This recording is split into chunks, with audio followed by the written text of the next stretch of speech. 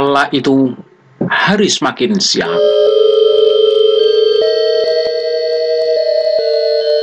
Seorang prajurit berjalan dari depan ruang tidur Kanjeng Sultan menuju prajurit penjaga dan berkata, "Karebet, kau ditunggu Kanjeng Sultan di ruang dalam."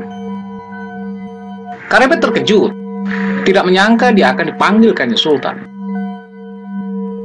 "Baik, aku akan menghadap sekarang," kata Karebet. Karebet segera berjalan menuju ruang dalam.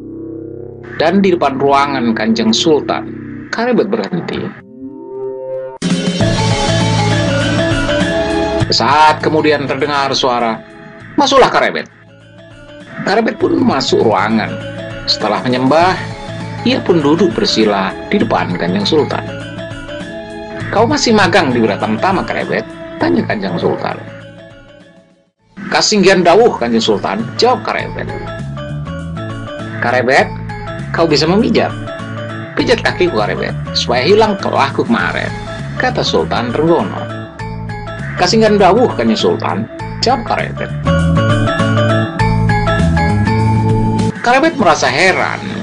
Memijat kaki seorang sultan, tidak setiap orang bisa mendapatkan kesempatan seperti ini. Karebet pun bergeser maju. "Ini Karebet kakiku, tolong dipijat," kata Sultan Trenggono. Karebet pun mulai memegang dan memijit kaki Kanjeng Sultan, perlahan-lahan, tidak terlalu keras. Karebet merasa begitu besar perhatian Sultan Trenggono kepadanya. "Karebet, tahukah kau, kalau kau masih terhitung keponakanku, nenekmu dan ayahku adalah kakak beradik?" tanya Kanjeng Sultan.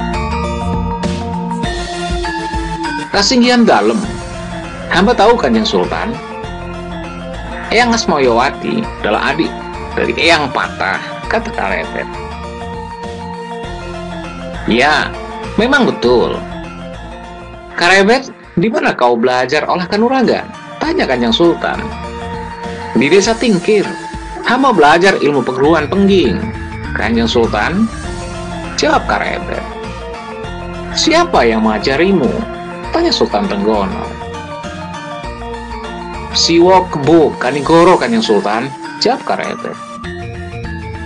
"Di mana Ki Kebo Kanigoro sekarang?" tanya Sultan Trenggono. "Ampun Kanjeng Sultan, hamba tidak tahu," jawab Karebet.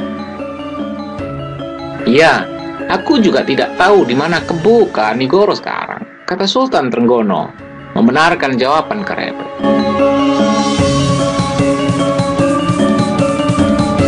Tangan Karebet masih tetap memijit kaki Kanjeng Sultan perlahan-lahan. "Jadi, ilmu kanuraganmu ilmu dari perguruan pengging?" tanya Sultan Trenggono. "Kasinggihan dawuh Kanjeng Sultan," kata Karebet. "Selain ilmu dari perguruan pengging, kau berguru kemana lagi?" tanya Sultan Trenggono lagi. Karebet ragu-ragu untuk menjawab, tetapi akhirnya dia menjawab. "Kasinggihan dalem Kanjeng Sultan. Hamba pernah belajar di perguruan Selo," kata Karebet. "Perguruan Selo yang dipimpin oleh Ki Ageng Selo, yang mampu menangkap petir?" tanya Sultan Trenggono. "Kasinggihan dalem Kanjeng Sultan. Tetapi hamba belajar dengan putra Ki Ageng Selo, Nis dari Selo," kata Karebet. "Nis dari Selo mempunyai kecepatan gerak yang luar biasa. Dia bisa bergerak secepat gerak ayahnya, Ki Ageng Selo." "Lalu kau belajar kemana lagi?" tanya Sultan Trenggono. Karebet lama tak menjawab, sehingga Kanjeng Sultan berkata, "Karebet, kau pernah berguru pada Ki Buyut Gunung Kelut?" kata Kanjeng Sultan. Karebet terkejut. Pasti Kanjeng Sultan mengetahui karena mendengar suara Aji Senggoro Macan di hutan Prawoto, katanya dalam hati. Ki Buyut Gunung Kelut terkenal karena mempunyai Aji Senggoro Macan yang bisa mempengaruhi keberanian seseorang, kata Sultan Trenggono. Sunggur Macan adalah aji yang luar biasa, sama seperti aji gelap Sayuto yang bisa membuat orang yang mendengar suaranya keberaniannya menyusut nyali tinggal sebisa menir, kata Kanjeng Sultan. Tapi Sultan Trenggono ternyata punya keinginan untuk menguji kekuatan Karebet. Teringatlah Kanjeng Sultan akan cerita Tumenggung Gajah Birowo ketika mencoba kekuatan tangan Karebet yang ternyata bisa mengimbangi kekuatan tangan Ki Tunggung.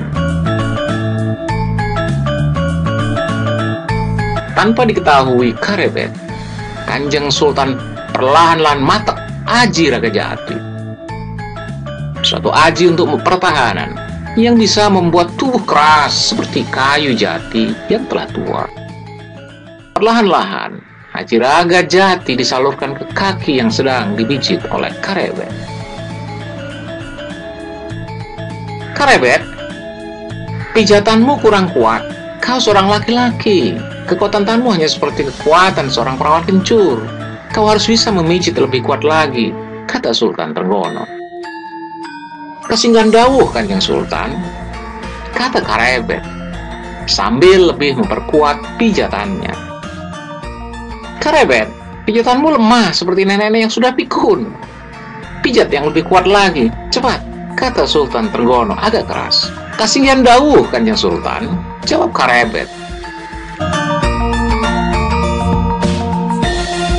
Dan Karebet adalah seorang anak muda yang cerdas. Dia sudah bisa menduga maksud Kanjeng Sultan. Kanjeng Sultan hanya ingin tahu seberapa kuat jari tanganku, kata Karebet dalam hati. Perlahan-lahan, Karebet matek aji tapak angin.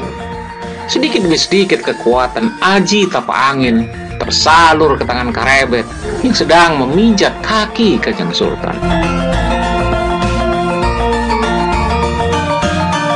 Sultan Trenggono betul-betul terkejut ketika kekuatan tangan Karebet, meskipun hanya sebuah sentuhan, mampu menembus pertahanan aji Raga Jati. Yang dapat dilakukan Kanjeng Sultan adalah memperkuat pertahanan aji Raga Jati supaya kakinya tidak mengalami cedera.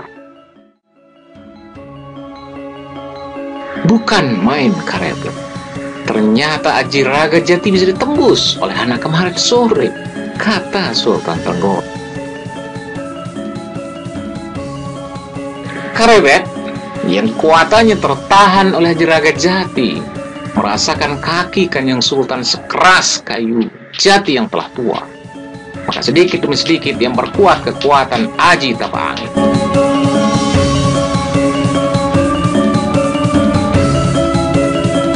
Sultan Trenggono yang sudah merasakan pijatan tangan Karebet menjadi heran. Kekuatan jari tangannya memang luar biasa. Karebet yang masih berusia muda sudah mampu menembus aji Raga Jati. Cukup membuatnya heran. Karena itulah maka Sultan Trenggono berkata, cukup Karebet, pijatanmu cukup terasa. Mohon ampun Kanjeng Sultan, kata Karebet yang merasa Kanjeng Sultan Trenggono sangat memperhatikan dirinya. Ya, kau sekarang boleh kembali bertugas lagi, kata Sultan Trenggono. Kesinggahan dawuh Kanjeng Sultan, kata Karebet. Dan setelah menyembah, Karebet pun bergeser ke pintu. Sultan Trenggono memandang Karebet yang melangkah keluar ruangan sampai hilang di balik pintu. Karebet yang merupakan cucu buyut Sang Prabu Brawijaya Pamungkas meninggalkan ruangan menuju pintu masuk ruang dalam tempat dia berjaga semula.